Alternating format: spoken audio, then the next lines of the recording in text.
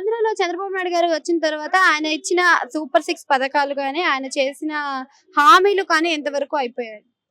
ఇంచుమించు అన్ని అమలు అయిపోయాయి. అన్ని బాగానే ఉన్నాయి. అంటే ఇంటికి దీపం అనే పథకం కింద గ్యాస్ సిలిండర్లు అన్నారు. ఇప్పటి వరకు ఒకటే అందింది అని అంటున్నారు. మరి దానిపైన మీ అభిప్రాయం ఏంటి? దాని సంగతి తెలియదు.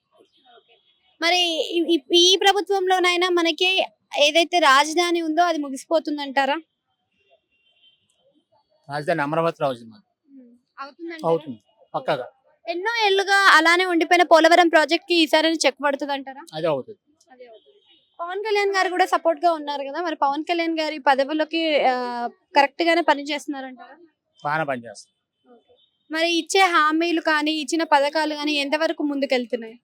90% ముందుకు వెళ్తుంది. సూపర్ 6 బాగుందా, నవరత్నాలు బాగున్నాయి అంటే ఏం చెప్తారు? సూపర్ టెక్ అప్పుడు అదే నవరత్నాలు ఇచ్చేటప్పుడు ఉచిత పథకాలు ఇచ్చి ప్రజలను సోమరిపోతులను చేస్తున్నారు అన్నారు. మరి ఇప్పుడు చూసుకుంటే మనకి ఆ సూపర్ 6 కూడా సోమరిపోతుల పథకాలు ముందు ముందు డెవలప్మెంట్ పనికి వస్తుంది.